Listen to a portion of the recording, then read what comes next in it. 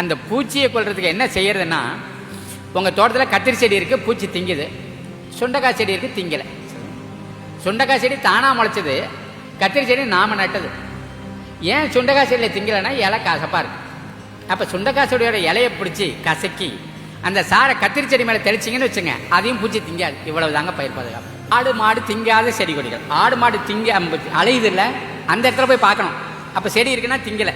வெள்ளாடு நஞ்சில் 4 வாய் வைக்கும், அதுக்கு மேலே வைக்காது. அதுதான் இயற்கை செடி அங்கே நிற்கிது. அதை மட்டும் மனசில் வச்சுங்க. அதான் மெயின்.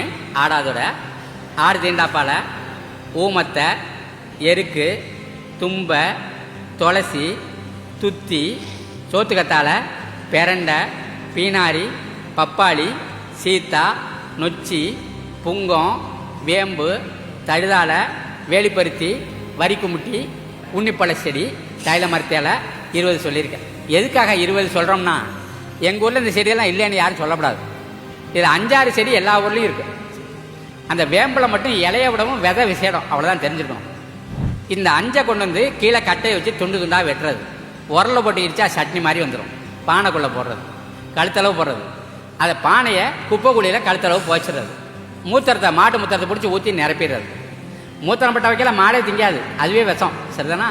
அதை இதுவும் சேர்ந்துடும் போது இது பக்கா விஷமாயிடுது.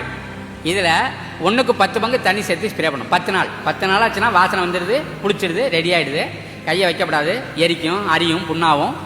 அப்போ அதை 10 பங்கு தண்ணி சேர்த்து தெளிச்சிங்கன்னா எல்லா பூச்சியும் ஓடுது, எல்லா நோயும் ஓடுது. ஒரு பானையில் தயார் பண்ணிங்கன்னா 1 ஏக்கருக்கு அடிக்கலாம். ஏன்னா 10 பானை சேர்க்குறீங்க தண்ணி, 11 பானை ஆச்சு, 1 ஏக்கருக்கு போதுமானது. இதுலேயும் கட்டுப்படாத சில பூச்சிகள் இந்த தண்டுக்குள்ளெல்லாம் போய் ஒளிஞ்சிருக்கும். அதுக்கு என்ன கண்டுபிடிச்சிருக்காங்க விவசாயின்னா, பெருங்காயம், வெள்ளைப்பூண்டு, இஞ்சி, மிளகாய், பச்சை மிளகா ஒன்று 1/4 கிலோ எடுக்கிறது. அதை நசுக்கி சாறு எடுத்து அதையும் அதில் சேர்த்துக்கிறது. சொல்லணும். இதுலேயும் போகலைன்னா புகையிலையை கொஞ்சம் தூடு அல்லது காம்பை முதல் நாள் ராத்திரியை ஊற வச்சு காலையில் அந்த தண்ணியை இதில் ஊற்றிடுறது.